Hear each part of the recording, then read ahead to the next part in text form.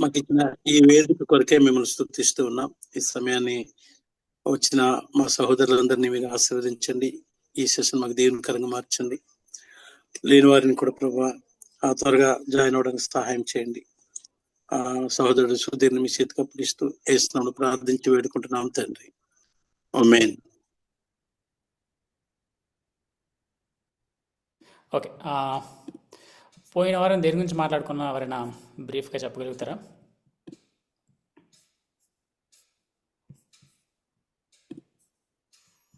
పోయిన వారం మన టాపిక్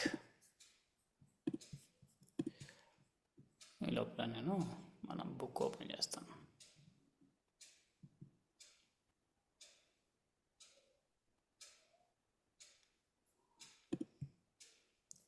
అంటే వేరే ఒకరు చెప్తారని ఒక్కొక్కరు సైలెంట్గా ఉన్నారేమో. ఫస్ట్ క్లాస్ యేసుక్రీస్తు దైవత్వం గురించి చెప్పుకుంటున్నా. యేసుక్రీస్తు దైవత్వం కాదేమో అనుకుంటున్నాను. అదే కదా, ఆయన దేవుడుగా ఈ లోకానికి వచ్చి చేసిన, అంటే ఎట్లా వచ్చాడు? అది అంతకు ముందు, అది దైవత్వం అయిపోయింది ఆల్రెడీ. కుమారుని యొక్క మానవత్వం. Very good. కుమారుని యొక్క మానవత్వం, కుమారుడు మానవుడు అన్న విషయాన్ని మనం చూసుకుంటా వస్తూ ఉన్నాం. ఓకే, సో ఈరోజు చూడబోయేది అంశం కూడా అందులోనే మనము ఇంకొంచెం ముందుకు వెళ్ళడానికి ప్రయత్నిద్దాం. ఓకే, కుమారుని యొక్క స్వభావాన్ని మనం చూస్తున్నాం. డాక్ట్రిన్ ఆఫ్ సన్, కుమారుడు గురించి బైబిల్ ఏం చెప్తూ ఉంది అనే విషయాన్ని మనం తెలుసుకోవడానికి ప్రయత్నిస్తూ ఉన్నాం. ఓకే, ఇది మినిమైజ్ చేయడం.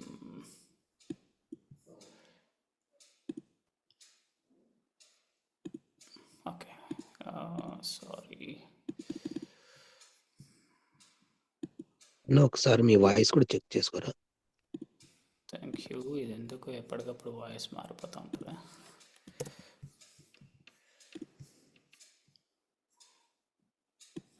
ఇప్పుడు చూడండి అన్న, ఇప్పుడు కొంచెం క్లియర్గా ఉంటుందా?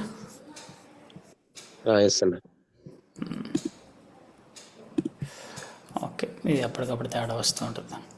సంహౌ జూమ్ మొత్తం యూఏ అంతా మార్చారు. ఓకే, మనం ఏం చూస్తున్నాం అంటే బైబిల్ గ్రంథము ఏం చెబుతూ ఉంది, కుమారుని గురించిన విషయాలు మనం చూస్తున్నాం. కుమారుని గురించి బైబిల్ ఏం చెప్తుంది అన్న విషయాన్ని మనం చూస్తున్నాం. సో ఇప్పుడు మనం ఆ సందర్భాన్ని ఇంకొంచెం స్పష్టంగా చూడడానికి ప్రయత్నిద్దాం.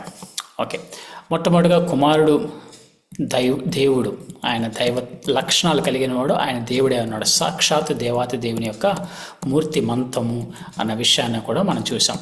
తర్వాత యేసుప్రభు దేవుడు. 2 చోట్ల వస్తుంది మీ వీడియో.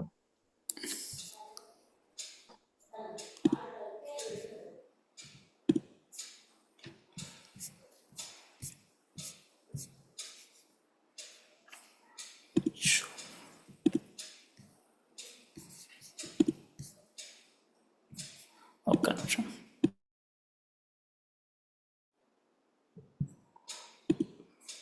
సారీ,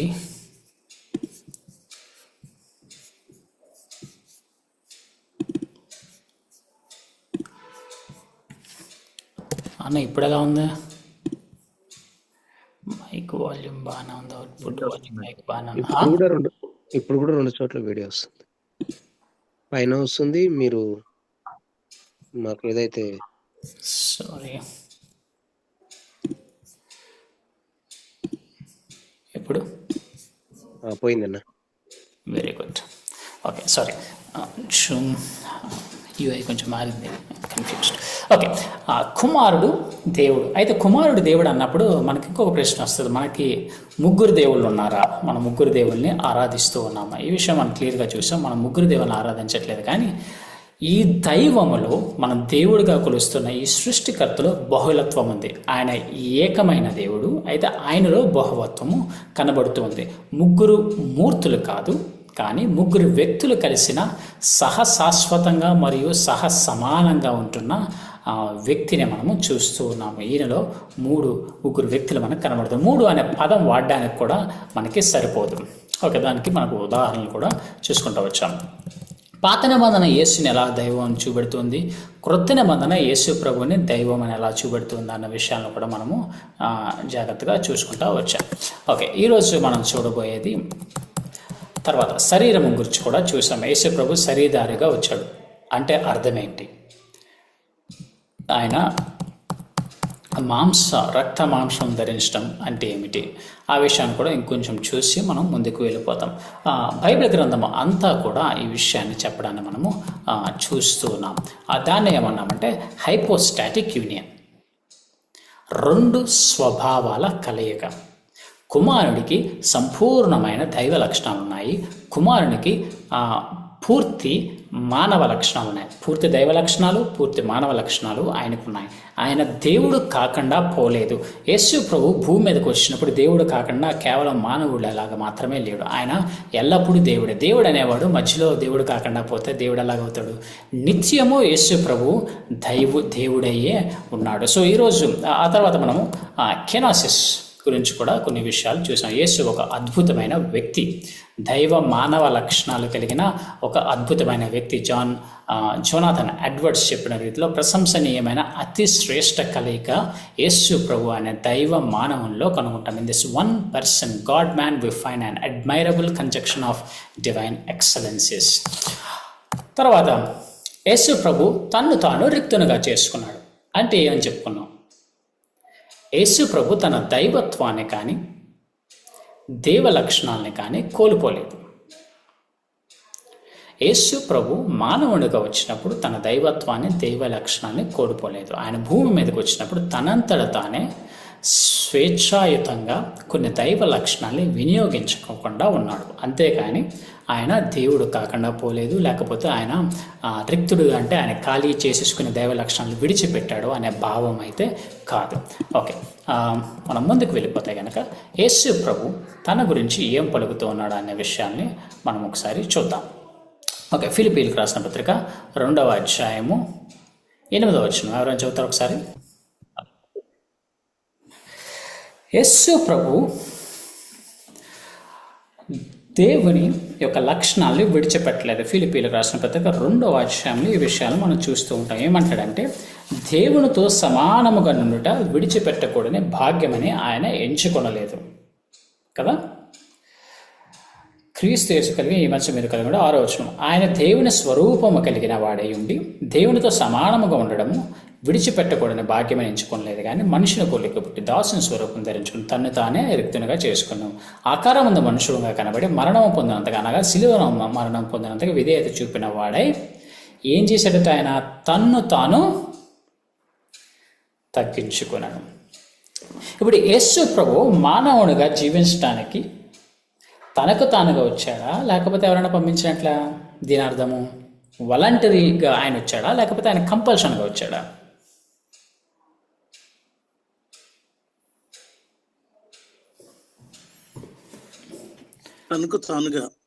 తనకు తానుగా వచ్చాడు. మిగిలిన వాళ్ళు కూడా అన్మ్యూట్ చేయొచ్చు, మాట్లాడచ్చు. మీరు మాట్లాడకపోతే నాకు అర్థం కాదు, నా మాటలు వినబడుతున్నాయి లేదా అనేది కూడా కన్ఫ్యూజ్ అవుతుంది మధ్యలో. ఓకే, యేసు ప్రభు తనకు తానుగా వచ్చినట్లుగా మనము చూస్తూ ఉన్నాం. ఇంకా కొన్ని వచనాలు మనము చూద్దాం. యోహాను సువార్త 10వ అధ్యాయము 17 నుంచి 18 వచనం వరకు ఏం చెప్తూ ఉన్నాడంటే, నేను దాన్ని మరలా తీసుకున్నట్లు నా ప్రాణము పెట్టుచున్నాను, ఎందువలననే నా తండ్రి నన్ను ప్రేమించున్నాడు. ఎవడునో నా ప్రాణమును తీసుకున్నాడు, నా అంతట నేనే దాన్ని పెట్టుచున్నాను. దాన్ని పెట్టుటకు నాకు అధికారం కలదు, దాన్ని తిరిగి తీసుకున్నట్టుకును నాకు అధికారం కలదు. నా తండ్రి వలన ఈ ఆజ్ఞ పొంది తిన్నాను. ఇప్పుడు యేసు ప్రభు ఏం చెప్తూ ఉన్నాడంటే, తన శిష్యులతో చెప్తూ ఏమంటూ ఉన్నాడంటే, యోహాను సువార్త 10వ అధ్యాయంలో, నేను ప్రాణం పెడుతూ ఉన్నాను. ఎవరు పెడుతున్నారు ఆ ప్రాణాన్ని? ఎవరైనా తీసుకుంటున్నారా, ఆయన పెడుతున్నాడా? ఆయనే పెడుతున్నాడు అన్న. యేసు ప్రభు తనకు తానుగా ప్రాణాన్ని పెడుతున్నాడు. జాగ్రత్తగా ఆలోచించాలి. ఆయన దేవుడు, ఆయనకంటూ స్వతహాగా పనులు చేయగలిగిన అవకాశం ఆయనకుంది. ఆయనకు ఫ్రీ విల్ అనేది, స్వచిత్తం అనేది ఆయనకుంది.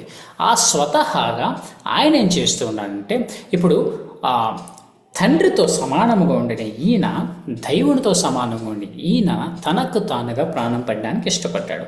అలా ప్రాణం పడడానికి ఇష్టపడ్డాడు కాబట్టి తండ్రి నన్ను ప్రేమిస్తూ ఉన్నాడు, ఇందువలన నా తండ్రి నన్ను ప్రేమించున్నాడు అన్న విషయాన్ని మనం చూస్తూ ఉన్నాము. ఇప్పుడు యోహాను సువార్త 6:38 ఏం చెప్తూ ఉన్నానంటే, నా ఇష్టము నెరవేర్చుకున్నట్టుకు నేను రాలేదు, నన్ను పంపిన వాణి అనగా నా తండ్రి ఇష్టమును నెరవేర్చుటకే పరలోకము నుండి దిగి వచ్చి తిని. ఈ విషయాన్ని అర్థం చేసుకోవడానికి ట్రై చేద్దాం. కొంచెం అన్ప్యాక్ చేసి మరలా ప్యాక్ చేయడానికి ట్రై చేద్దాం. ఏంటి మనం అన్ప్యాక్ చేస్తున్నామంటే, యేసు ప్రభువు ఏం మాట్లాడుతూ ఉన్నాడు, ఆయన ఉద్దేశం ఏమిటి, ఆయన మనస్సు ఏమిటి?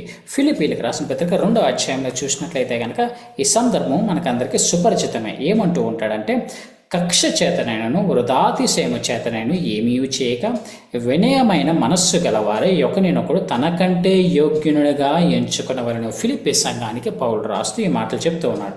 తనకంటే మిగిలిన వారిని ఎంతో యోగ్యునిగా ఎంచుకోవాలని, ఒక సహవాసంలో తోటి సహోదరుడు క్రీస్తు చేత రక్షింపబడిన విశ్వాసి నాకంటే అతని యోగ్యుడని ఎంచుకుని పనులు చేయాలి. యాక్చువల్గా యేసు ప్రభువుకి ముద్దు బిడ్డలు ఎవరు లేరు, లేకపోతే తండ్రికి ముద్దు బిడ్డలు ఎవరు లేరు. అంటే మీకు అర్థమైందని అనుకుంటున్నాను. అంటే తండ్రి దృష్టిలో అందరూ సమానమే.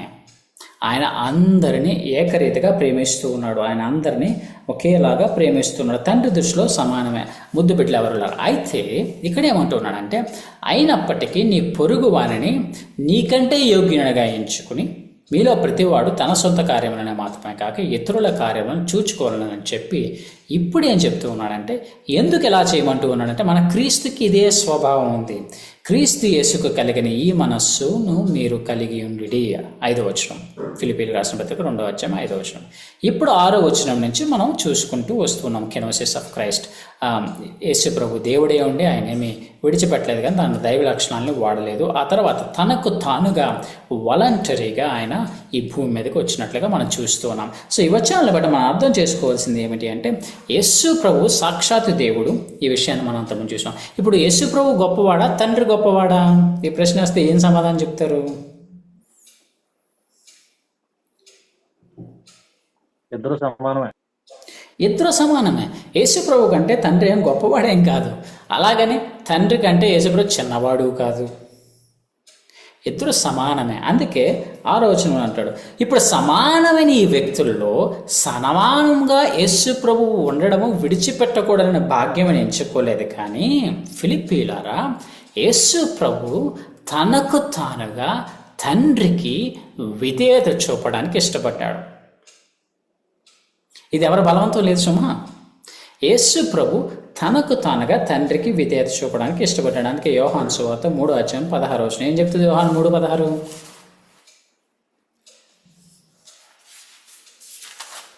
దేవుడు లోకమును ఎంతో ప్రేమించెను. ఎవరు ప్రేమించారు లోకాన్ని? దేవుడు. దేవుడు అంటే తండ్రి ప్రేమించాడు. వచ్చి ప్రాణం పెట్టింది ఎవరు? కుమారుడు ప్రాణం పెట్టాడు.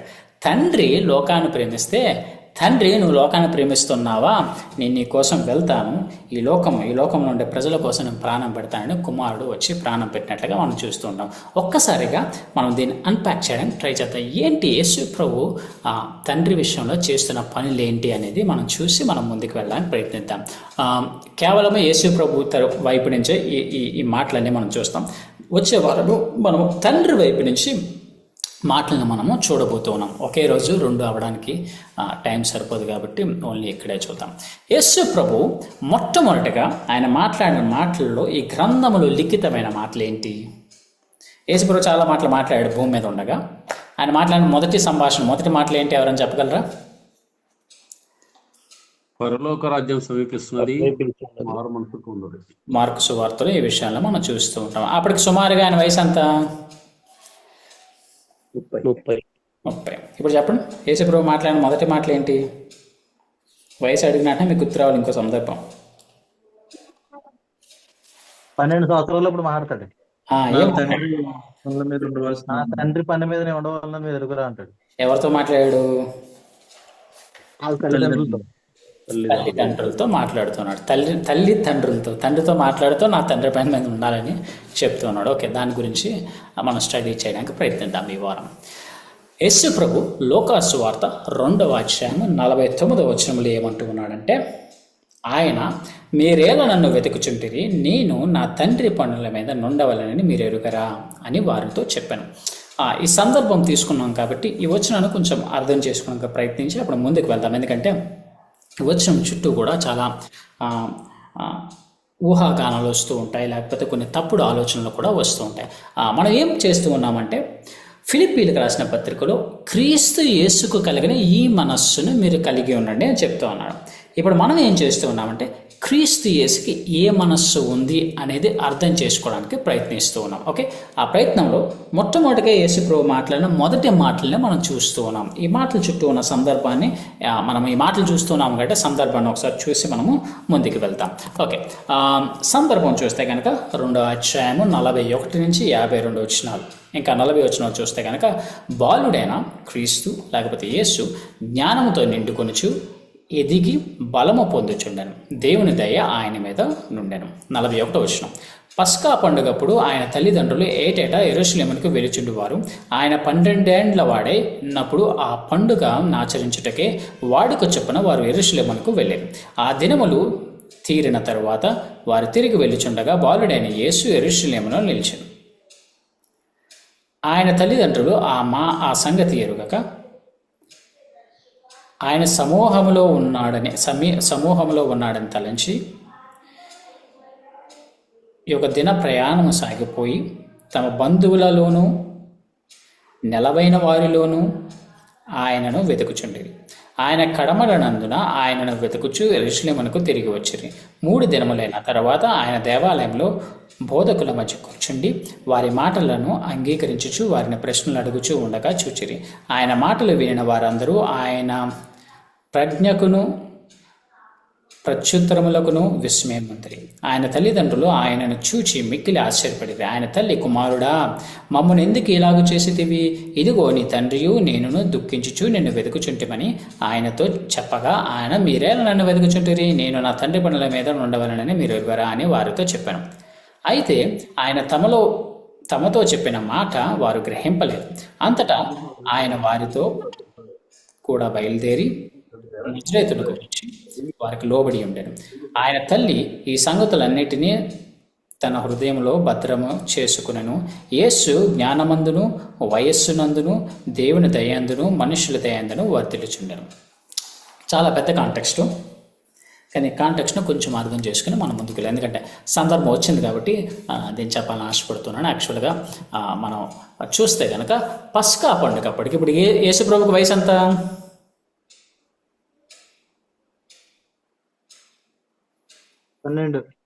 12 సంవత్సరాలు వచ్చాయి. ఓకే, ఈ 12 సంవత్సరాలు వచ్చినప్పుడు తల్లిదండ్రులు రెగ్యులర్గా యెరూషలేముకి వెళ్తూ ఉండేవారు కాబట్టి, అలాగే యేసు ప్రభువుకి 12 సంవత్సరాలు వచ్చినప్పుడు కూడా యెరూషలేముకి వెళ్ళారు.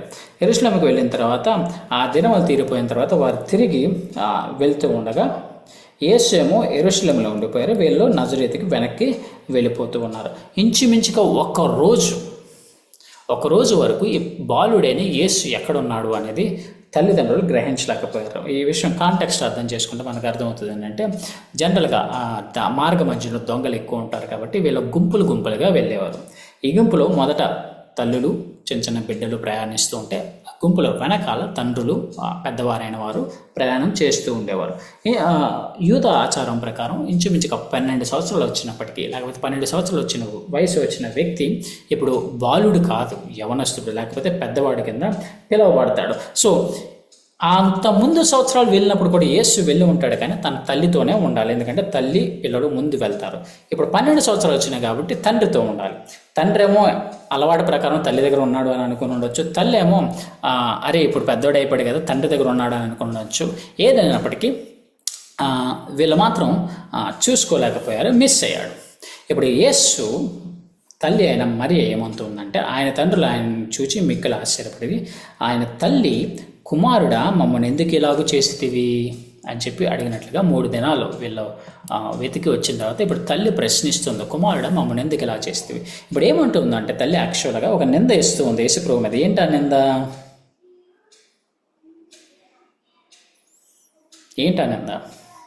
నీ తండ్రియు నేనును దుఃఖపడుచు నిన్ను వెతుకుచూ ఉన్నాము, నువ్వు ఎందుకు ఇలా చేశావు అని ప్రశ్నిస్తూ ఉంది. మరియకి యేసుప్రభు తండ్రి ఎవరో తెలియక కాదు, యేసుప్రభుని పెంచుతున్న తండ్రిని లేకపోతే యేసుప్రభు పరిశుద్ధాత్మను ద్వారా పుట్టాడని మరియకి తెలుసు, అలాగే యోసేపుకు కూడా తెలుసు. కానీ తల్లిదండ్రులుగా పిలవడంలో తప్పేమీ లేదు. ఎందుకు అంటే పెంచుతున్న తండ్రి యోసేపే కాబట్టి. ఇప్పుడు తండ్రి నేను ఇలా చేస్తూ ఉన్నామంటే దానికి సమాధానంగా యేసుప్రభు స్పష్టంగా ఏం చెప్పాడు అంటే, ఇంకా అర్థం కాలేదా, నేను నా తండ్రి పనుల మీద ఉండాలి, నువ్వు నా మీద నిందేయడానికి ట్రై చేస్తున్నావు కానీ ఆ నింద ఎందుకు పని చేయదు. ఇప్పుడు మరియ ఇంకో విషయం చేసింది. ఏం చేసిందంటే ఈ సంగతులన్నీ కూడా అబ్జర్వ్ చేస్తూ తన హృదయంలో భద్రం చేసుకుంది మరియ. అయినప్పటికీ యేసు ప్రభు తల్లిదండ్రులతో 18 సంవత్సరాలు మిగిలిన పిల్లలతో పాటు ఉండిపోయినట్లుగా మనం చూస్తూ ఉంటాం. అయితే ఈ 18 సంవత్సరాల్లోనే మేబీ యేసుప్రభు తండ్రి, పెంచుతున్న తండ్రి అని యోసేపు చనిపోయి ఉండొచ్చు. ఏదైనప్పటికీ యేసుప్రభు జ్ఞానమందును, వయస్సునందును, దేవుని దయందును, మనుష్యుల దయందును వర్తిల్చి ఉండేవి. సో వయస్సులో పెరగడం అంటే మనం లాస్ట్ టైం చూసుకున్నట్లయితే శారీరకంగా, మానసికంగా, ఆత్మీయంగా అనలేం కానీ శారీరకంగా, మానసికంగా జ్ఞానంలో ఆయన ఎదుగుతూ వచ్చాడు. ఒక విధంగా చెప్పాలి అంటే ఆయన మజిల్స్ స్ట్రాంగ్ అవుతూ ఉన్నాయి, ఆయన ఎదుగుతూ ఉన్నాడు, ఆయన వాయిస్ మారుతూ ఉంది, ఆయన జుట్టు పెరుగుతుంది, గడ్డము మీసం వస్తుంది, శారీరకంగా ఆయన పెరుగుతూ వస్తున్నాడు. ఈ కాంటెక్స్లో యేసు ప్రభు మొట్టమొదట పలికిన మాట మనకి రికార్డ్ చేయబడింది ఏంటి అంటే తండ్రి గురించి యేసు ప్రభు మాట్లాడినట్లుగా మనం చూస్తున్నాం. సో సందర్భం మీకు అర్థమైందని అనుకుంటూ ఉన్నాను. తల్లి ఒక నింద వేయడానికి ట్రై చేస్తూ ఉంటే యేసు ప్రభు ఏం చెప్తున్నాడు, కుదరదు, మీరేళ్ళు నన్ను వెతుకుచున్నారు, మీకు తెలుసు కదా నేను నా తండ్రి పనుల్లో ఉండాలి. ఇక్కడ మరీ ఏమందంటే నీ తండ్రి నేను వెతుకుచున్నావు అంటే యేసు ప్రభు స్పష్టంగా చెప్తున్నా, అవును ఆయన నా తండ్రి, కానీ నా అసలైన తండ్రి ఎవరో నీకు తెలుసు, ఆయన పనుల్లోనే ఉండాలి కదా అని యేసు ప్రభు చెప్తున్నట్లుగా మనం చూస్తున్నాం. ఇప్పుడు యేసు ప్రభు ఏ తండ్రి గురించి మాట్లాడుతూ ఉన్నాడు, మరీ ఏ తండ్రి గురించి మాట్లాడుతూ ఉంది? తొందరగా ఆన్సర్ చెప్తే మనం తొందరగా వెళ్తాం. కమాన్. మరియ ఏ తండ్రి గురించి మాట్లాడుతుంది? మరియనేమో యోసేపు గురించి మాట్లాడుతున్నా, మరియ ఏమో తండ్రి అయిన దేవుని గురించి మాట్లాడుతున్నా. కుమారుడేమో తన తండ్రి అయిన దేవుని గురించి మాట్లాడుతున్నాడు. ఇప్పుడు తన తండ్రి అయిన దేవుణ్ణి ఏమని పిలుస్తూ ఉన్నాడు కుమారుడు? ఏమని పిలిచాడు ఇక్కడ? నా తండ్రి. పర్సోనిఫికేషన్ లేకపోతే పర్సనలైజ్ చేసి ఆయన మాట్లాడుతున్నట్లుగా చూస్తున్నాం. ఇక్కడ నుంచి యేసు ప్రభు మాటలు మనం చూస్తే కనుక ఆయన నోరు తెరిస్తే ఏం మాట్లాడాడు అనేది చూస్తే కనుక మనకు ఒకటే అట్లీస్ట్ నాకు కనిపించేది అధికంగా ఏంటంటే తండ్రి అన్న పదము అధికంగా కనబడుతుంటుంది, లేకపోతే దేవుడు అన్న పదం అధికంగా కనబడుతూ ఉంటుంది, లేకపోతే నా తండ్రి అన్న మాటలు మనము చూస్తూ ఉంటాం. చూద్దాం. యేసు ప్రభు బాలుడైనప్పుడు ఏమంటూ ఉన్నాడంటే నా తండ్రి పనుల మీద ఉండవాలి కానీ మీరు ఎరుగురా, తండ్రి గురించి మాట్లాడినట్లుగా మనం చూస్తూ ఉంటాం. ఆయన పరిచర్య ప్రారంభంలో యోహాను సువార్తలో మీకు ఈ సందర్భం గుర్తే ఉంటుంది. చాలామంది పావురాలని వాటిని అమ్ముతూ ఉంటే ఆ వ్యాపారం చేసే వాళ్ళ దగ్గరికి వచ్చి యేసు ప్రభు ఏమన్నాడు మీకు గుర్తుందా? 2వ అధ్యాయం 16వ వచనంలో, నా తండ్రి ఇల్లు వ్యాపారులుగా చేయకూడదు అని చెప్పాను. యేసు ప్రభు ఇప్పుడు ఏం సంబోధిస్తున్నాడు? నా తండ్రి ఇల్లు, దాన్ని వ్యాపారంగా చేయొద్దని చెప్పినట్లుగా పరిచయ ప్రారంభంలోనే తన తండ్రి గురించి మాట్లాడుతున్నట్లుగా మనం చూస్తున్నాం. పరలోకంలో ఉన్న తండ్రి గురించి మాట్లాడుతున్నాడు. తండ్రి అయిన దేవుని గురించి యేసు ప్రభు మాట్లాడుతున్నాడు. కొండ మీద ప్రసంగం చూసినట్లయితే కనుక యోహాను సువార్త 15వ అధ్యాయం 16వ వచనం, మనుషులు మీ సత్క్రియలను చూచి పరలోకమందున్న మీ తండ్రిని మహిమపరిచినట్లు వారి ఎదుట మీ వెలుగు ప్రకాశింపనీయుడి. అంటే పరలోకంలో ఉన్న దేవుని గురించి యేసుప్రభు ప్రస్తావించినట్లుగా చూస్తున్నాం. పరలోక ప్రార్థన మాకు ప్రార్థన నేర్పించయ్యా అంటే యేసుప్రభు నేర్పించిన ప్రార్థన ఏమని ఉందంటే, మీరు ఎలాగో ప్రార్థన చేయుడి, పరలోకమందున మా తండ్రి నీ నామం పరిశుద్ధపరచబడును గాక, నీ రాజ్యం వచ్చును గాక, నీ చిత్తం పరలోకమందు నెరవేర్చినట్లు భూమి అందును నెరవేరును గాక. సో ప్రార్థన చేయమని నేర్పించినప్పుడు మొట్టమొదటి మా తండ్రి అన్నాడు, తండ్రి నామం అన్నాడు, తండ్రి రాజ్యం అన్నాడు, తండ్రి చిత్తము అన్నాడు. 4 సార్లు దేవుణ్ణి ప్రస్తావించినట్లుగా మనము చూస్తున్నాము ఈ 2 వచనాల్లోనే. అలాగే యోహాను సువార్త 8వ అధ్యాయం 19వ వచనంలో చూసినట్లయితే కనుక యేసుప్రభు అంటాడంటే, మీరు నీ తండ్రి నుండి వారు అంటే అక్కడ ఉన్న వాళ్ళందరూ ఏమంటారంటే నీ తండ్రి ఎక్కడ ఉన్నాడని వారిని అడిగినప్పుడు యేసుప్రభు అంటాడని, మీరు నన్నైనను నా తండ్రి అయినను ఎరుగురు, నన్ను ఎరిగి ఉంటిరా, నా తండ్రిని కూడా మీరు ఎరిగి ఉందిరని చెప్పినట్లుగా మనం చూస్తూ ఉంటాం. తర్వాత యేసుప్రభు వారితో అక్కడ ఉన్న వారితో మాట్లాడుతూ ఏమంటాడంటే, దేవుడు మీ తండ్రి అయిన మీరు నన్ను ప్రేమింతురు, నేను దేవుని వద్ద నుండి బయలుదేరి వచ్చి ఉన్నాను, నా అంతటి నేనే వచ్చి ఉండలేదు, ఆయన నన్ను పంపి ఉన్నాడు. సో ఈయన దేవుని గురించి మాట్లాడుతూ ఆయన మళ్ళా తండ్రి అని పిలుస్తూ ఉన్నట్లుగా, మీ తండ్రి కాదు, మీరు ఆయన మాటలు సరిగ్గా వినటం లేదు అని ఈయన చెప్తున్నట్లుగా చూస్తూ ఉన్నాం. అలాగే యోహాను సువార్త 8వ అధ్యాయం 55వ వచనంలో ఏమంటాడంటే, మీరు నా తండ్రికి విధేయత చూపలేదు, మీరు ఆయనను ఎరుగరు, నేను ఆయనను ఎరుగుదును, ఆయనను ఎరుగనని నేను చెప్పిన ఎడల మీ వల్ల నేను కూడా అబద్ధికుడిని అయిపోతాను, నేను ఆయనను ఎరుగుదును, ఆయన మాట నేను గైకొనుచున్నాను. నా తండ్రి అంటే అనేక నివాసమును కలవు. యోహాను సువార్త 14వ అధ్యాయం 2వ వచనం. నా తండ్రి అంటే అనేక నివాసమును కలవు, లేని ఎడల మీతో చెప్పుదును, మీకు స్థలము సిద్ధపరిచి వెలుచుచున్నాను అని చెప్తూ ఉన్నాడు. కుమారుడు తండ్రిని మహిమపరిచినట్లుగా 17వ అధ్యాయము 4వ వచనంలో, చేయుటకు నీవు నాకు ఇచ్చిన పని నేను సంపూర్ణముగా నెరవేర్చి భూమి మీద నేను మహిమపరచితిని. ఇంకా చూడాలి అంటే నా తండ్రి అని మాత్రమే కాకుండా దేవుడు అనే అనేక మార్లు యేసు పలికినట్లుగా మనం చూస్తూ ఉంటాం.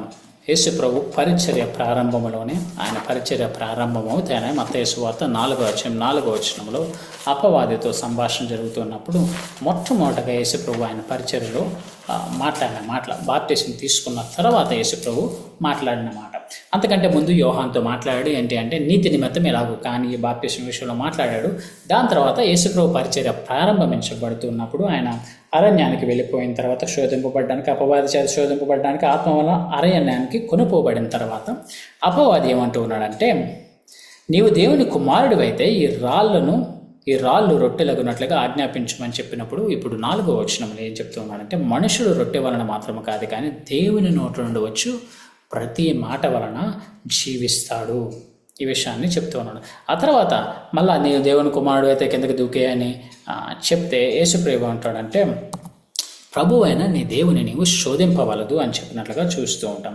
తర్వాత అపవాది ఎత్తైన కొండ మీదకి ఎక్కినప్పుడు మళ్ళీ 9వ వచనంలో యేసుప్రభు అంటాడంటే, నీ ప్రభువైన నీ దేవునికి మొక్కి ఆయన మాత్రమే సేవించవలను, సాతాను అపము అని చెప్పినట్లుగా మనం చూస్తూ ఉన్నాం. సో సువార్త లేకపోతే పరిచర్య ప్రారంభం నుంచి యేసు ప్రభు నోట్లో తిరుగుతున్న వ్యక్తి లేకపోతే మాట ఏమిటి అంటే దేవుడు లేకపోతే తండ్రి. యేసు ప్రభు జీవితం అంతా కూడా తండ్రి గురించి, దేవుని గురించి మాట్లాడడానే మనం చూస్తూ ఉంటాం. ఇంకో విధంగా చెప్పాలి అంటే, మానవ రీతిలో చెప్పాలి అంటే, ఆయన ఎక్కడైనా బ్లేడ్తో కోస్తే ఆయన బ్లడ్ అంతా కూడా తండ్రి తండ్రి అని జపం చేస్తున్నట్లుగానే అనిపిస్తూ ఉంటుంది. అంటే మానవ రీతిగా చెప్పాలి అంటే యేసు ప్రభు తండ్రి గురించి మాట్లాడకుండా ఉండలేకపోయాడు. ఎప్పుడు చూసినా ఆయన తండ్రి గురించే మాట్లాడుతూ వచ్చాడు. యేసు ప్రభువు తండ్రితో మాట్లాడకుండా కూడా ఉండలేకపోయాడు. కేవలం తండ్రి గురించి చెప్పడమే కాదు కానీ తండ్రితో కూడా ఎల్లప్పుడూ మాట్లాడుతూ ఉన్న విధానాన్ని కూడా మనం చూస్తూ ఉన్నాం. 4వ అధ్యాయం 23లో ఇప్పుడు ఆయన పరిచర్య ప్రారంభంలో ఏం చేస్తున్నాడంటే దేవుని రాజ్యమును కూర్చున్న సువార్త ప్రకటించడం ఆయన మొదలుపెట్టినట్లుగా మనము చూస్తూ ఉన్నాం. 4వ అధ్యాయం 23. అదేవిధంగా మార్కు సువార్తలు ఇందాక చెప్పినట్లుగా దేవుని రాజ్యము సమీపించి ఉన్నది అని చెప్పి యేసు ప్రభు ప్రకటించడాన్ని మనం చూస్తూ ఉన్నాము. ప్రధాన యాజకుని ప్రార్థన 17వ వచనం, మనం 15వ అధ్యాయం యోహాను సువార్త 17వ అధ్యాయం మనం చూసినట్లయితే కనుక ఇంచుమించుగా కదా 17వ అధ్యాయంలో 26 వచనాలు ఉన్నాయి. ఈ 26 వచనంలో 6 సార్లు తండ్రి అని యేసు ప్రభు పిలిచినాడు. ఇంచుమించుగా మేబీ 50 సార్ల కంటే అధికమైన సార్లు, ఇంకా నేను సరిగ్గా కౌంట్ చేయలేదు, నా కౌంట్ తప్పే ఉండొచ్చు, 50 సార్ల కంటే అధికంగా యేసు ప్రభు తండ్రిని లేకపోతే దేవుణ్ణి ప్రత్యక్షంగా లేకపోతే పరోక్షంగా పిలిచాడు. ఎన్ని వచనాల్లో? 26 వచనాల్లో. సో సుమారుగా వచనానికి ఎన్నిసార్లు దేవుణ్ణి ప్రస్తావించాడు యేసు ప్రభు?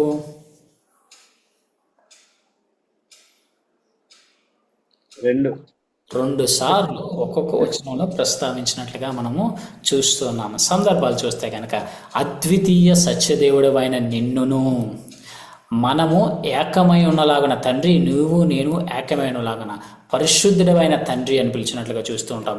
నీతి స్వరూపియోగు తండ్రి అని పిలిచినట్లుగా చూస్తూ ఉంటాం. తర్వాత దేవుడు అని పిలిచినట్లుగా, నీవు నన్ను పంపించావు, నీవు నన్ను ప్రేమించినట్లు, తండ్రి నేనెక్కడ ఉందునో అక్కడ నీవును నాకు అనుగ్రహించిన వారును నాతో కూడా ఉండవాలని, నీవు నాకు అనుగ్రహించిన నా మహిమను. సో ఎక్కడ చూసినా సరే నీవు, నిన్ను, తండ్రి, దేవ, దేవుడు అనే మాటలు యేసుప్రభు పలికినట్లుగా మనం చూస్తున్నాం. ఇది ప్రధాన యాజకుని ప్రార్థన.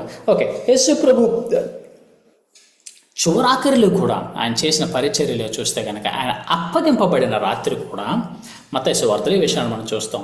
పేతురును జబదేయ ఇద్దరు కుమారులను వెంట పెట్టుకుని పోయి దుఃఖపట్టుకుని చింతాక్రాంతుడగొట్టుకుని మొదలుపెట్టాడు. సో యేసు ప్రభు ఒక విధంగా మానవ రీతిగా చెప్పాలంటే దయనీయమైన స్థితిలో ఉన్నాడు.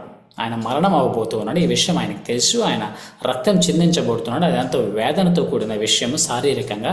ఈ విషయం ఆయన ముందు ఉన్నప్పుడు ఆయన దుఃఖముతో చింతాక్రాంతుడైనప్పుడు ఒక మాట రాయబడింది, యేసు మరణమగునంతగా తన ప్రాణము బహు దుఃఖంలో మునిగి ఉంది. అంటే యేసు ప్రభు మరణించునంతగా ఆయన బహు దుఃఖంలో ఉన్నాడు. యాక్చువల్గా ఆయన మరణించబోతూ ఉన్నాడు. సో ఈ మాటకి ఒక అర్థము ఉంది. యేసు ప్రభు మరణించబోతున్నాడు. మరణమగునంతగా తన ప్రాణంలో బహు మిగులుగా దుఃఖపడి తన శిష్యుల ముగ్గురిని వెంట పెట్టుకుని మీరు ఇక్కడ నిలవండి అని ఆయన మెలకుగా ఉన్నాడని చెప్పి వారితో చెప్పి బాగా భయంకరంగా బాధలో ఉన్నప్పుడు ఎవరితో మాట్లాడతాం మనం?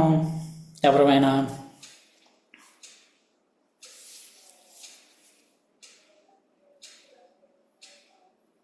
ఇష్టమైన వారితో మాట్లాడతాం. అంటే తన ప్రాణములో మరణము పొందినంతగా ఉన్నప్పుడు కూడా ఇప్పుడు యేసుప్రభు ఏం చేశాడో తెలుసా?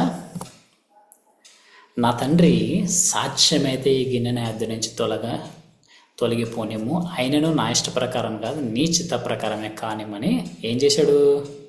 ప్రార్థించాడు. మరలా రెండవసారి 49వ వచనంలో ఏమంటాడంటే, నా తండ్రి నేను దీనిని త్రాగితేనే కానీ ఇది నా యొద్ద నుంచి తొలగిపోవటం సాధ్యము కాని ఎడల నీ చిత్తమే సిద్ధించును కాక అని ప్రార్థించాడు. సో యేసు ప్రభు ఎవరిని అధికంగా ప్రేమించాడు? తండ్రిని. ఆయన మాటలో ప్రతి మాటలో తండ్రి అన్న పదము, దేవుడు అన్న పదం, మీకు దేవుడు ఎవరో తెలియదు, మీరు నా దేవుని కుమారులు కాదు, దేవుడు ఎందుకు రాయించాడో మీకు అర్థం కాలేదు, మీరు పరలోక రాజ్యంలో నా దేవుని మీరు అర్థం చేసుకోవట్లేదు, ఆయన నన్ను పంపించాడు కాబట్టి వస్తున్నాను, ఆయన ఏం చేశాడో నేను అదే చేస్తున్నాను, ఆయన చేసింది చూశాను అదే నేను చేస్తున్నాను, నా అధికారం ఎక్కడి నుంచి అంటే తండ్రి నాకు అధికారం ఇచ్చాడు, ఆయన పంపించిన ప్రవక్తల మాటలు మీరు వినలేదు, మీరు ఆయన కుమారులు కాదు, మీరు అపవాది కుమారులు, ఆయన కుమారులు అయితే మీరు నా మాటని అంగీకరించుదురు, ఆయన నా గురించి ముందే పలికి ఉన్నాడు, మీరు ఆయన మాట వినటం లేదు, మీరు పరలోకమందున మీ తండ్రిని మహిమపరిచినట్లుగా ఈ పనులు చేయండి, నా తండ్రి పరిశుద్ధుడు కనుక మీరును పరిశుద్ధులే ఉండి. ఎప్పుడు చూసినా సరే యేసు ప్రభు మాటలు, ఆయన పనులు, ఆయన క్రియలు అన్నీ కూడా తండ్రితో ముడిపడినట్లుగా ఉంటూ ఉన్నాయి. నేను తండ్రికి విధేయత చూపెడుతూ ఉన్నాను అన్నాడే, కానీ ఎలా విధేయత చూపెడుతూ ఉన్నాడు? తనకు తానుగా, వాలంటరీగా ఆయనతో సమానమైన తండ్రిని యేసు ప్రభు గణపరుస్తున్నట్లుగా ఉందా లేదా? ఎక్కడ చూసినా ఉంది. బైబిల్లో సువార్తలు చదివితే యేసు ప్రభు మాటలు వెంట మాకేం అనిపిస్తుంది అంటే తండ్రి యేసు కంటే గొప్పవాడేమో అనిపిస్తుంది. అవునా కదా?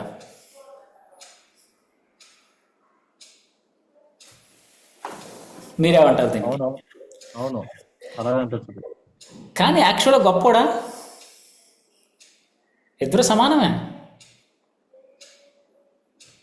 ఫిలిప్ అంటాడు తండ్రిని చూపించంటే, అరే ఇంకా అర్థం కాలేదా, నన్ను చూస్తే తండ్రిని చూసినట్లే కదా, మేమిద్దరమో సమానమే. అందుకే సువార్తలే కాదు కానీ పత్రికల్లో ఇంకా స్పష్టంగా క్లియర్గా రాస్తూ ఉంటాడు, ఆయన దేవుని యొక్క మూర్తిమంతమై ఉండి కూడా ప్రతిబింబము. ఎవరి ప్రతిబింబము? దేవుని యొక్క సాక్షాత్తు ప్రతిబింబము యేసు. ఆయన దేవుడే ఉన్నాడు, దేవునితో సమానమే ఉన్నాడు. కానీ యేసుప్రభు పనులు, యేసుప్రభు మాటలు చూస్తే యేసుప్రభు తనతో సమానమైన వ్యక్తిని ఘనమైన వ్యక్తిగా చూపించినట్లుగా మనం చూస్తూ ఉంటాము. ఇన్ఫ్యాక్ట్ యేసుప్రభు అద్భుతాలు చేస్తూ ఉంటే ప్రజలు ఎవరినే స్తుతించినట్లుగా, కొనియాడినట్లుగా మనం చూస్తూ ఉంటాం. మీకేమైనా గుర్తుందా?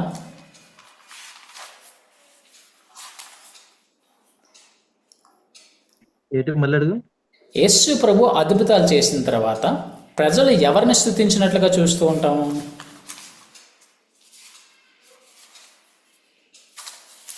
దేవుని మహిమపరిచినట్లుగా చూస్తూ ఉంటాం. ఎక్కడ చూసినా సరే ఆయన కొన్ని చోట్ల అద్భుతాలు చేసిన తర్వాత ప్రజలు అరే మానవుని చేత ఇట్టి గొప్ప కార్యాలు చేస్తున్న దేవుడు అని చెప్పి, లేకపోతే వారు పొందిన అద్భుతాల తర్వాత అరే దేవుడు ఎంత గొప్ప కార్యం చేశాడని చెప్పి దేవుని స్తుతించినట్లుగా మనం అనేక సార్లు చూస్తూ ఉంటాం. మీకు సందర్భాలు గుర్తున్నాయా?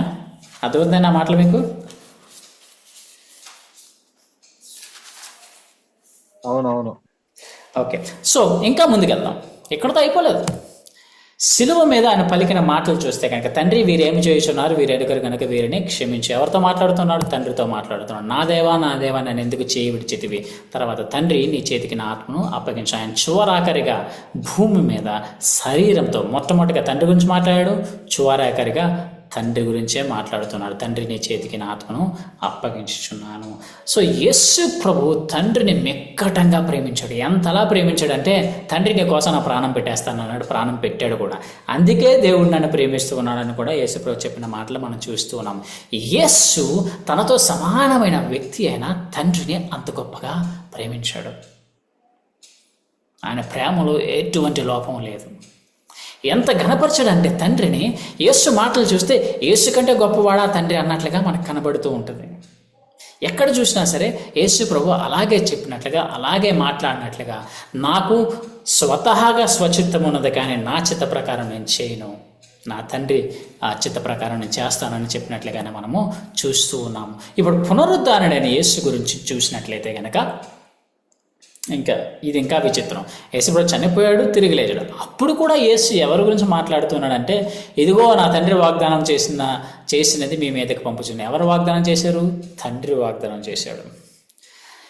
యేసు ఆమెతో, నేను ఇంకనూ తండ్రి వద్దకు ఎక్కిపోలేదు కనుక నన్ను ముట్టుకోవద్దు. అయితే నా సహోదరుల వద్దకు వెళ్ళదు. నా తండ్రియు మీ తండ్రియు, నా దేవుడును మీ దేవుడునైనా వాని వద్దకు ఎక్కిపోవచ్చున్నానని వారితో చెప్పాను. సో మరలా యేసు ప్రభు తండ్రి దేవుడు అన్న మాటలు చెప్పడాన్ని మనము చూస్తుంటాం. అప్పుడు యేసు మరలా మీకు సమాధానం కలుగుగాక, తండ్రి నన్ను పంపిన ప్రకారం నేను మిమ్మల్ని పంపుచున్నానని వారితో చెప్పాను. కాలములను సమయములను, ఈయన ఆరోహణం, అవి లాస్ట్ మాటలు.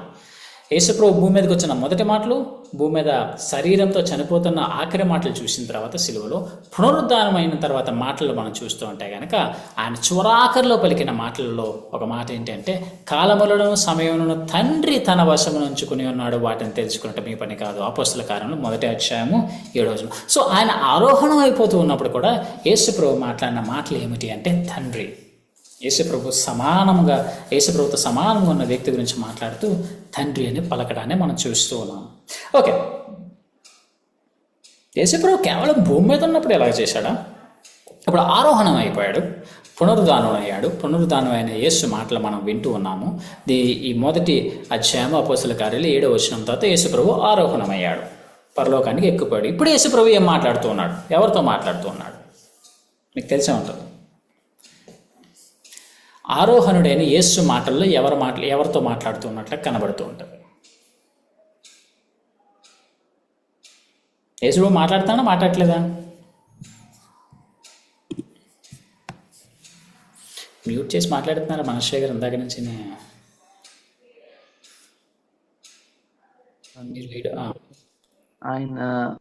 ఆయన మన కోసం పరలోకంలో ఉత్తరవాదిగా ఉండి ఆయన మన కోసం తండ్రితో చెప్తున్నాడు అని ఉంటది.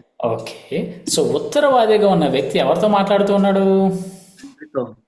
తండ్రితోనే మాట్లాడుతూ ఉన్నాడు. ఓకే, చనిపోయి తిరిగి లేచి ఆరోహణమైన యేసు, చనిపోయిన క్రీస్తు యేసే. అంతేకాదు, మృతులలో నుండి లేచిన వాడును, దేవుని కుడిపార్శ్వమున ఉన్నవాడును, మన కొరకు విజ్ఞాపన కూడా చేయుచున్నవాడును ఆయనే. రోమీయులకు రాసిన పత్రిక 8:34. ఏం చేస్తున్నాడు? విజ్ఞాపన. ఎవరితో మాట్లాడుతున్నాడు? విజ్ఞాపన తండ్రితోనే మాట్లాడుతూ ఉన్నాడు. కాబట్టి ఆయన ద్వారా దేవుని వద్దకు చేరి వారి పక్షమని విజ్ఞాపన చేయుటకు ఆయన ఎల్లప్పుడూ జీవించుచున్నాడు గనుక ఆయన వారిని సంపూర్ణంగా రక్షించుటకు శక్తిమంతుడే అన్నాడు. విజ్ఞాపన చేస్తూ తండ్రితో ఇప్పుడు కూడా యేసు మాట్లాడుతున్నాడు. ఎవడైనా పాపం చేసిన తండ్రి వద్ద మనకు ఉత్తరవాది, ఇంకో విధంగా చెప్పాలంటే లాయర్, వకీలు మనకున్నాడు. వకీలు ఎవరితో మాట్లాడతాడు? న్యాయమూర్తితో మాట్లాడతాడు, జడ్జితో మాట్లాడుతూ ఉంటాడు. ఆయన నీతిమంతుడని యేసుక్రీస్తు. ఈయన తండ్రితో ఇప్పుడు కూడా ఆరోహణమైన తర్వాత కూడా మాట్లాడుతున్నాడు. ఈ మాటలు అర్థం చేసుకోవాలి. యేసు ప్రభు తండ్రిని భయంకరంగా కనపరిచాడు. భయంకరంగా నా పదం రైట్ కాదు. ఆయన బహుగా గణపరిచినట్లుగా మనం చూస్తూ ఉంటాము. యేసు ప్రభు ఏ మాట చూసినా సరే తండ్రి దేవుడు, ఆయన ఘనుడు, ఆయన గొప్పవాడు, ఆయన పరిశుద్ధుడు, ఆయన నీతిమంతుడు, ఆయన ప్రేమిస్తూ ఉన్నాడు. ఇదిగో ఒక దినం వస్తుంది, ఆయన ఆరాధించేవారు ఆత్మతోనూ సత్యతోనూ ఆరాధిస్తూ ఉంటాడు. ఆయన నీతిమంతుడు. మీరు ఆయన ఉద్దేశాలు అర్థం చేసుకోలేకపోతున్నాడు, కానీ ఆయన నీతిమంతుడు. ఆయనలో ఎప్పుడు పాపము లేదు. ఆయన పాపం లేకుండానే నీతి మార్గంలో నడిపించాలని ప్రయత్నిస్తున్నాడు. ఆయన పరిశుద్ధుడు. ఆయన కార్యములు మీరు అర్థం చేసుకోవాలి. ఆయన మనస్సు మీరు అర్థం చేసుకోవాలి. ఆయన పంపిన కుమారుని మీరు అర్థం చేసుకోవాలి. ఆయన ఏ ఉద్దేశంతో లేఖనాలు రాశాడు అన్న విషయాన్ని మీరు అర్థం చేసుకోవాలి.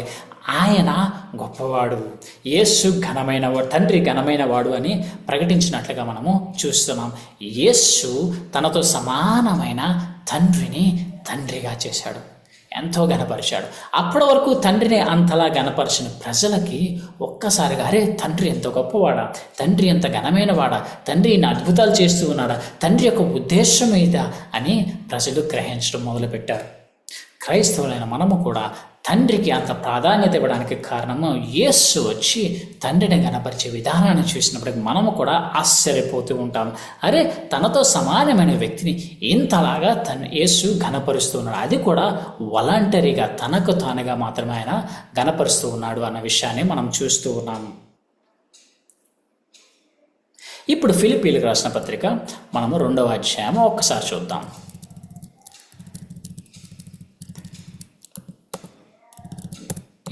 ఫిలిప్పీలకు రాసిన పత్రిక 2వ అధ్యాయం 3వ వచనం నుంచి ఎవరైనా చదువుతారు? ఫిలిప్పీలకు రాసిన పత్రిక 2వ అధ్యాయం 1 నుంచి చదువుతారు ఎవరైనా?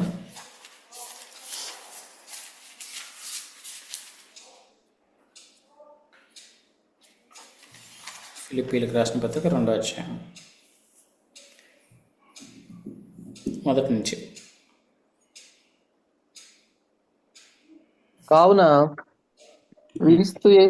కావున క్రీస్తునందు ఏ హెచ్చరిక అయినను, ప్రేమ వలన ఆదరణ అయినను, ఆత్మయందు ఏ సహవాసమైనను, ఏ దయారసమైనను, వాత్సల్యమైనను ఉన్న ఎడల మీరు ఏక మనస్కులగునట్లుగా ఏక ప్రేమ కలిగి ఏక భావము గలవారై ఉండి ఒక్కదాని ఎందే మనస్సుంచుచు నా సంతోషమును సంపూర్ణము చేయుడి.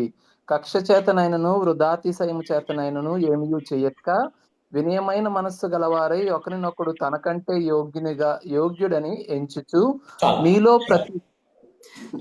ఇప్పుడు ఫిలిప్ సంఘంతో పౌలు మాట్లాడుతున్నాడు. ఫిలిప్ సంఘం అనగానే మీకు బెరయ సంఘాలు గుర్తున్నాయా? మీరు తెలుగు బైబిల్ చూస్తున్నట్లు బెరయ సంఘం గుర్తుందా మీకు ఎవరికైనా? దేనికి ప్రసిద్ధి బెరయ సంఘం? లేఖనాలను పరిశోధిస్తూ ఉండేవారు. Very good. ఇంకో సంఘం పేరు చెప్తాను, మాసిదోనియా సంఘాలు దేనికి ప్రసిద్ధి? దాతృత్వం కలిగి ఇస్తూ ఉండేవారు. ఓకే, మీరు మీ తెలుగు బైబిల్ ఉంటాయి కనుక చివరి పేజీలో చూస్తే కనుక మీకు మ్యాప్స్ కనబడుతూ ఉంటాయి. మాసిదోనియా సంఘము అని అండ, అక్కడ సంఘములు అని చెప్తూ ఉంటాడు. ఎందుకు అంటే మాసిదోనియా అనేది ప్రాంతం, అక్కడ ఉండే సంఘాలే తెస్సలోనికే సంఘము, బెరయ సంఘము, ఫిలిప్ సంఘము. ఈ సంఘాలన్నీ కూడా మాసిదోనియా సంఘం. సో ద్రాతృత్వం గురించి మాట్లాడుతున్నప్పుడు ఇప్పుడు ఫిలిప్ సంఘం కూడా అందులో భాగం వహిస్తూ ఉన్న సంఘమే. తమకు లేని పరిస్థితుల్లో కూడా ఇచ్చారు అని కొరింథుకు మాసిదోనియా సంఘం గురించి మాట్లాడుతున్నట్లుగా మనం చూస్తూ ఉంటాం. అంతే కదా? అవును. సో మాసిదోనియా సంఘంలో అని మాట్లాడుతున్నప్పుడు ఫిలిప్ సంఘం గురించి మాట్లాడుతున్నారు. అంటే తమకు లేని టైంలో కూడా ఇంకా దాతృత్వంతో వాళ్ళు పౌలికి పంపించినట్లుగా చూస్తున్నాం. అంటే లేనప్పుడు కూడా ఇంకా ఇస్తూ ఉన్నారు. అంత ఆశపడి పౌలికి లేకపోతే పరిచర్యకి దేవుని ప్రేమిస్తున్నట్లుగా మనం చూస్తున్నాం. అంత ఉన్నతమైన సంఘం ఫిలిప్ సంఘం. ఆల్రెడీ ఉన్నతమైన సంఘానికి ఇంకా ఉన్నతమైనది ఏమి ఇవ్వాలి? పౌలు ఏమనుకుంటాడు అంటే తన లేఖలు రాసినా, ఏం చేసినా, ఏం మాట్లాడినా, ఏ విధమైన చేతనైనా ఇంకా వీళ్ళని నేను క్రీస్తులు ఎదిగింపజేయాలి, పరస్పరము ఒకరికొకరం పరిశుద్ధపరచబడాలి అని చెప్పి ప్రయత్నిస్తూ ఈ మాటలు రాస్తున్నట్లుగా స్పష్టంగా చూస్తూ ఉన్నాం. ఏమిటి అంటే క్రీస్తులో అందరూ సమానమే, క్రీస్తుకి ముద్దు బిడ్డలు ఎవరు లేరు, దేవునికి ముద్దు బిడ్డలు ఎవరు లేరు.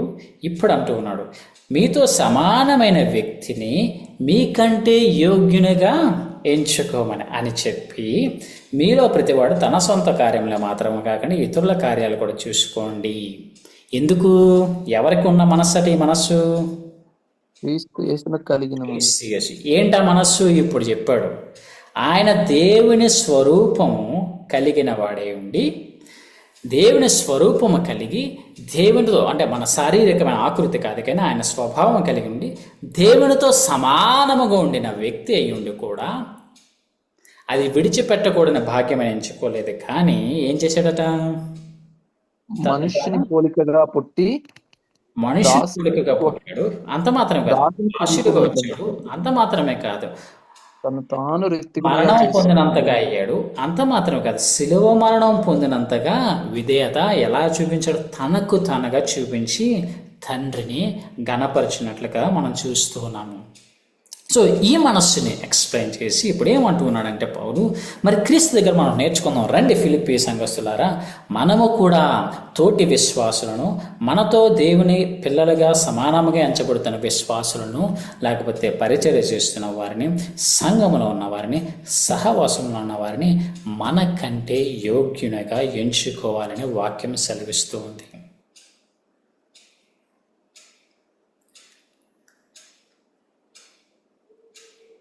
అంత సులభం అది? ప్రాక్టికల్గా ఆలోచిద్దాం.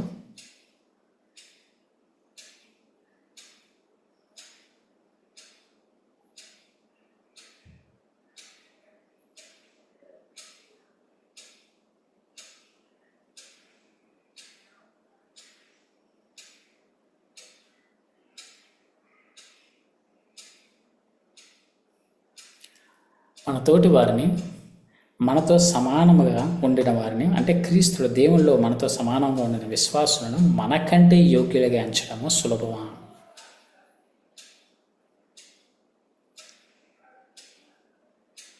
కాదు. ఎందుకు కాదు? ఏం కనబడుతుంది మనకు ముందు? మనకి కష్టం, దేవుడు ద్వారా అయితే మనకెందుకు కష్టం అవుతుంది? ఎందుకు కష్టం అవుతుంది? ఒక వ్యక్తిని మనకంటే యోగ్యంగా ఎంచుకోవడానికి ఏం అడ్డు వస్తుంది? ఆయన స్వభావం, ఆయన క్రీస్తు కలిగిన మనస్సు మనకు కలిగి ఉన్నప్పుడు అవుద్ది. అది ఒప్పుకున్నాం. యాక్చువల్గా అంటే ఇది సూపర్ న్యాచురల్, మానవ అతీతమైన శక్తి మనకు కావాలి ఇతరులని మనకంటే అధికంగా ఎంచడానికి. మనకి ఏం అడ్డు రావచ్చు ఒక వ్యక్తిని మనకంటే యోగ్యంగా ఎంచడానికి?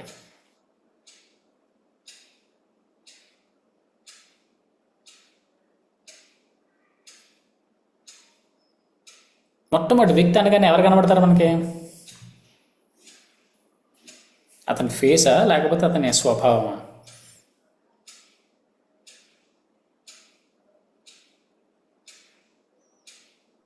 స్వభావం కనిపిస్తుంది.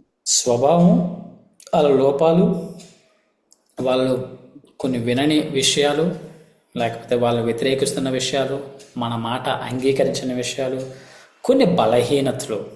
అధికమైన సార్లు మనకు కనిపించేది ఇతరుల బలహీనతలను బట్టి మనం ఏమనుకుంటామంటే, లేకపోతే వాళ్ళకంటే మనకు కొంచెం బైబిల్ జ్ఞానం తెలుసు, వాళ్ళకంటే బైబిల్ ఎక్కువ చదివించిన వాళ్ళు, వాళ్ళకంటే గ్రీక్ హీబ్రూ చదివిన వాళ్ళు, లేకపోతే వాళ్ళకంటే ఎక్కువ స్టడీస్ చేసిన వాళ్ళు, వాళ్ళకంటే ఉన్నతమైన స్థానంలో, వాళ్ళకంటే మన కుటుంబాన్ని బాగా చూసుకుంటున్నాం, వాళ్ళకంటే ఏదో కొన్ని ఎక్స్ట్రాలు చేస్తున్నట్లు కనిపించినప్పుడు మనం ఏం చేస్తామంటే మన వైపు చూసుకుని తర్వాత వాళ్ళ వైపు చూసి వాళ్ళకంటే మనం గొప్ప వాళ్ళం కదా. సో మన మాటల్లో కూడా అంత తొందరగా ఇతరుల్ని గణపరచలేము.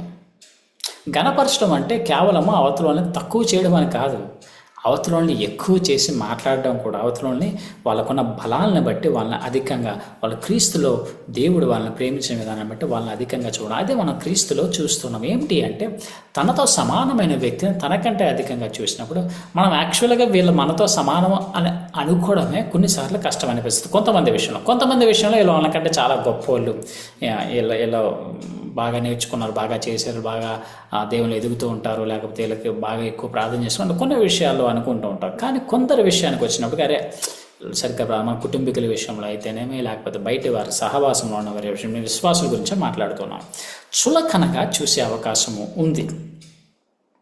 ఎలాగ ఈ చులకనని మనం బయటికి తీయగలమంటే, అందరూ క్రీస్తు రక్తంతో కడగబడిన వారు అందరూ క్రీస్తు దృష్టిలో సమానమని మొదట మనం అర్థం చేసుకోవాలి. అందరూ సమానమైతే రెండవది మనం ఏం అర్థం చేసుకోవాలంటే, సమానమైన వ్యక్తిని మనతో క్రీస్తు రక్తంలో కడగబడిన వ్యక్తిని మనకంటే ఘనమైన వాడిగా మనం ఎంచుకోవాలి. ఫస్ట్ మనస్సులో ఎంచుకోవాలి. తండ్రి కేవలం మన కోసమే ఈ మాటలు మాట్లాడా? ఆయన హృదయం అంతా తండ్రితో నిండిపోయిందా? యేసు కేవలం మన కోసమే తండ్రిని కనపరిచాడా, లేకపోతే యేసు హృదయం అంతా తండ్రితో నిండిపోయిందా? ఆయన మొత్తం అంతా తండ్రితో ప్రేమతో నిండిపోయింది. తండ్రి ఎలాగైనా తండ్రిని కనపరచాలని డిసైడ్ అయ్యాడు. అవును, ప్రతి మాటకి తండ్రి గురించి ఏం వచ్చినా సరే రాజబాబు ఏది చెప్తున్నాం, ప్రతి విషయంలో కూడా తండ్రిని కనపరుస్తాడు. ఎప్పుడు కూడా తండ్రి గురించి ఏమి తేడా వచ్చినా సరే వెంటనే సీరియస్ అయ్యేవాడు. నా తండ్రి ఏంటిని మీరు ఎలా ఎందుకు చేస్తారు, నా తండ్రి మాటలు మీరు ఎందుకు అర్థం చేసుకోలేకున్నారు. ఆయన మొదటి నుంచి స్త్రీగానే పురుషునిగానే పుట్టించాడు. విడాకులు అనేది ఆయన ఇచ్చింది కాదు, మీ కఠినత్వాన్ని బట్టి ఇచ్చాడు. కానీ ఆయన మీద మీరు ఎందుకు నింద వేస్తూ ఉన్నారు? సో యేసు ప్రభు తన హృదయం అంతా తండ్రిని గణపరచడానికి డిసైడ్ అయ్యాడు. సో మనము కూడా అవును తండ్రిని గణపరచాలి, దేవుని గణపరచాలి. మనము అంత మాత్రమే కాదు, కానీ మన తోటి సహోదరులను, కుటుంబీకులను, విశ్వాసులను మనకంటే యోగ్యంగా మనం ఎంచుకోవాలి. అది మనం క్రీస్తుకి నేర్చుకోవాలి. మనంతటా మనం అనుకుంటే చేయలేము. క్రీస్తు దగ్గర నేర్చుకోవాలి. క్రీస్తు ఎలా గణపరుస్తూ వచ్చాడు. ఒక తేడా ఉంది. క్రీస్తు పర్ఫెక్ట్ అయిన తండ్రిని గణపరుస్తూ ఉన్నాడు. ఇప్పుడు మనము ఇన్పర్ఫెక్ట్ అయిన పీపుల్ని మనకంటే గొప్పవారు అని చూడాలి. అయితే వాళ్ళే ఇంపర్ఫెక్ట్ కాదు, మనం కూడా ఇంపర్ఫెక్టే. మనం కూడా పరిశుద్ధతలో ఎదుగుతూ ఉన్నాం. మనం కూడా అన్నీ నేర్చేసుకోలేదు. మనకు అన్నీ తెలిసిపోలేదు. కొంచెం మనకు తెలుసు, అవతల వాళ్ళకి ఇంకొంచెం తెలుసు. సో మనము మనతో సమానమైన వ్యక్తుల్ని మనకంటే అధికంగా మనం గణపరిచినప్పుడు మనము క్రీస్తు యేసుకు కలిగిన మనస్సును కలిగి ఉంటాం. ఆయన కలిగిన మనస్సును కలిగి ఉంటాం. తనకు తానుగా ఎలా క్రీస్తు తగ్గించుకున్నాడో మనము కూడా మనల్ని మనం తగ్గించుకోవాలి. ఎంతటితో ఆగిపోలేదు. మనం నెక్స్ట్ వీక్ చూడబోతున్నాం. తండ్రి ఏమి తక్కువ తినలేదు. మానవ భాషలో చెప్పాలంటే తండ్రి ఏం తినగానే ఫుడ్, తండ్రి ఏం తక్కువ తినలేదు. యేసు ప్రభు తండ్రిని గణపరిస్తే తండ్రి యేసు ప్రభుని గణపరచడం మొదలుపెట్టాడు. ఎప్పటి నుంచి తెలిసే, ఎప్పటి నుంచో. అది కూడా వచ్చే వారం మనం చూస్తాం. పాత నిబంధనలో తండ్రి ఎలాగైనా యేసు ప్రభుని కనపరిచాడు, కొత్త నిబంధనలో ఎలా కనపరిచాడు. ఇప్పుడు కుమారుని ఎందుకు అంత హైలైట్ చేయాలి? అదే వచనంలో కిందకి వెళ్తే కనుక మీకు మచ్చెక్కి ఒక వెర్స్ చూపెడతాను. ఏమంటాడంటే, అన్ని నామముల కంటే ఉన్నత నామము ఎవరిది? ఇప్పుడు యేసు నామం. ఎవరు చేశారు అన్ని నామముల కంటే ఉన్నత నామము యేసు అని? తండ్రి ఖాళీగా కూర్చోలేదు. తండ్రి కూడా తనతో సమానమైన కుమారుని యొక్క నామాన్ని అధికం చేశాడు. ఇప్పుడు మనం యెహోవా అని పిలుస్తూ ఉన్నామా, లేకపోతే యేసు నామంలో తండ్రి దగ్గరికి వెళ్తూ ఉన్నామా? దేవుడు ఏం చేశాడు అంటే, యాభై ఏం చేశాడంటే, నా పేరు కాదయ్యా, నా కొడుకు వచ్చాడు, నా కొడుకు చూసుకుంటాడు, ఇక్కడి నుంచి మీరు నా కొడుకు ద్వారానే రావాలి, నేను తప్ప వేరొక దారి లేదు తండ్రి దగ్గరికి రావడానికి అని యేసు ప్రభు చెప్పిన రీతిలో తండ్రి ఏమన్నాడంటే, నా కొడుకే దారి, మీకు ఇంకో దారి లేదు. ఆ విషయాలను మనం ఒకటి పాత నిబంధన నుంచి కొత్త నిబంధన నుంచి తండ్రి మాట్లాడుతున్న మాటల నుంచి చూస్తూ, తండ్రి తన కుమారుడు నుంచి మాట్లాడుతున్నప్పుడు ఎంతలా పరవశుడైపోయి ఎంతలా సంతోషంతో ఆర్భాదంతో పలుకుతూ ఉంటాడు అనే విషయాన్ని మనం వచ్చే వారం చూద్దాం. అప్పుడు ఇంకా మనకి అర్థమవుతుంది ఈ అన్యోన్య సంబంధం. అప్పుడే మనం పరిశుద్ధాత్ముడు కూడా ఏ విధంగా తండ్రికి కుమారునికి విధేయత చూపెడుతున్నాం, అది కూడా తన సొంతంగా విధేయత చూపెడుతున్నాడు. వీరితో సమానమైన వ్యక్తి అయినప్పటికీ పరిశుద్ధాత్ముడు ఏ విధంగా తండ్రికి కుమారుడికి లోబడి వారి మాటల్ని అంగీకరిస్తూ వారి మాటలనే పలుకుతూ ఉన్నాడు అనేది వచ్చేవారం మనం చూసి, మనము తండ్రి కుమార పరిశుద్ధాత్మల మధ్య ఉన్న సహవాసాన్ని చూసి మనం మురిసిపోయి మనం కూడా సహవాసంలో అట్టి రీతిగా ఉండాలని తండ్రి కుమారుడు పరిశుద్ధాత్మను ఆశపడుతూ ఉన్నారన్న విషయాన్ని వచ్చేవారం మనం చూద్దాం. సో ఈ వారం మనం తీసుకెళ్లే పాఠం ఏమిటి అంటే, సంఘములో సహవాసములో విశ్వాసులు అనబడిన వారిలో లోపాలు ఉంటాయి. అయితే లోపాలు బట్టి కాదు, కానీ మనలో కూడా లోపాలు ఉంటాయి. వారు విశ్వాసులు కాబట్టి వారు మనతో సమానమని ఫస్ట్ మనం అర్థం చేసుకోవాలి. రెండవ విషయం మనం ఈరోజు చూస్తూ వచ్చాము. ఏమిటి అంటే, వారు మనకంటే గొప్పవారు, వారు మనకంటే యోగ్యులు అని ఎంచుకొని మనం జీవించాలి. రీసెంట్గా ఒక ఇంటర్వ్యూలో జరిగిన విషయం అదే, అంతకుముందు కూడా ఇటువంటిదే జరిగింది. జాన్ వెస్లీ మరియు జార్జ్ విట్ఫీల్డ్ వీళ్ళిద్దరి మధ్య చాలా సంభాషణ జరుగుతూ ఉండేది. వీళ్ళు అందరూ కలిపి మెథడిస్ట్ అనే మిషన్ని చాలా సంవత్సరాల క్రితం కలిసి స్టార్ట్ చేశారు. తర్వాత కొన్ని సంభాషణలు వచ్చాయి, డాక్టర్ల సిద్ధాంతపరంగా ఇష్యూస్ వచ్చాయి. ఏమిటి అంటే జాన్ వెస్లీ ఏం నమ్ముతాడు అంటే మనుషులు క్రియల ద్వారా రక్షింపబడతారని నమ్ముతూ ఉంటే, ఆ విధంగా నమ్ముతూ ఉన్నట్లుగా కనబడుతూ ఉంటే, జార్జ్ విట్ఫీల్డ్ ఏమన్నాడంటే ఇది సంపూర్ణంగా దేవుని యొక్క కార్యం, మన చేతిలో లేనిది అని చెప్పి జార్జ్ విట్ఫీల్డ్ నమ్మడాన్ని మనం చూస్తూ ఉంటాం. వీళ్ళిద్దరికీ అనేక సార్లు డిబేట్స్ జరగడమో, లేకపోతే జాన్ వెస్లీ జార్జ్ విట్ఫీల్డ్ని వెళ్ళిపోమడమో సంఘం నుంచి ఇవన్నీ జరిగాయి. ఒకరోజు ఒక ఇంటర్వ్యూలో జార్జ్ విట్ఫీల్డ్ని అడిగారు, జార్జ్ విట్ఫీల్డ్ నీకు జాన్ వెస్లీకి గొడవలు ఉన్నాయి కదా, ఏం నమ్ముతావు, ఎవరు వాక్యానుసారం అంటే జార్జ్ విట్ఫీల్డ్ ఖచ్చితంగా చెప్పాడు, నేను చెప్తున్నది వాక్యంలో ఉన్నదాన్నే చెప్తున్నాను, అనుభవాలను బట్టి కాదు అంటే. అప్పుడు జార్జ్ విట్ఫీల్డ్ని అడిగిన ప్రశ్న ఏంటంటే మరి పరలోక రాజ్యానికి జాన్ వెస్లీ వెళ్తాడా? ఈ ప్రశ్నకి జార్జ్ విట్ఫీల్డ్ ఇచ్చిన ఆన్సర్, పరలోక రాజ్యంలో తండ్రికి సమీపంగా జాన్ వెస్లీ ఉంటే ఆ దృశ్యాన్ని చూడడానికి నా 2 కన్నులు పరలోక రాజ్యానికి ఎంత దూరంగా ఉంటాయో అన్నారు. దాంతో అందరూ ఆశ్చర్యపోయారు, అదేంటి జాన్ వెస్లీ యొక్క సిద్ధాంతం నీకు పడదు కదా, జాన్ వెస్లీకి నీకు గొడవలు అవుతూ ఉంటాయి కదా, ఎందుకు అతను అంతలా గనపరుస్తూ ఉన్నామంటే జార్జ్ విట్ఫీల్డ్ యొక్క భావన ఏంటి అంటే నా సహోదరుడైన జాన్ వెస్లీ నాకంటే యోగ్యుడు. రీసెంట్గా బిల్లీ గ్రాహం అనే విషయం మీకు తెలుసు, ఆర్సీ స్ప్రౌల్ మీకు తెలుసో తెలియదు కానీ ఆర్సీ స్ప్రౌల్ అనే మంచి థియాలజియన్, ఈయనకి బిల్లీ గ్రాహంకి కూడా ఇదే విషయంలో ఇటువంటి ఇష్యూవే జరుగుతూ ఉంది. ఏంటి అంటే బిల్లీ గ్రాహం క్రియల గురించి మాట్లాడుతూ ఉంటే ఆర్సీ స్ప్రౌల్ అధికంగా థియాలజీ మాట్లాడుతూ సిద్ధాంతం మాట్లాడుతూ అరే ఇది రైట్ కాదు, వాక్యం అలా చెప్పలేదని చెప్తూ ఉన్నప్పుడు ఒక సందర్భంలో మన ఆర్సీ స్ప్రౌల్ని అడిగారు, మరి బిల్లీ గ్రాహం గురించి ఏమంటారు మీరు అంటే, ఈయనేమన్నాడు అంటే సేమ్ అదే మాటలు అంటూ, పరలోక రాజ్యంలో బిల్లీ గ్రాహం దేవునికి సమీపంగా ఉంటే నేను ఎంత దూరం నుంచి చూస్తాను. అవును, సిద్ధాంతపరంగా ఆయనకు కొన్ని లోపాలు ఉన్నాయి, సిద్ధాంతపరంగా వాక్యము కొంచెం ఆయనకు అర్థం కలదు, కానీ ఆయన విశ్వాసి, దేవుని కొరకు అపారమైన ప్రేమ కలిగిన వ్యక్తి.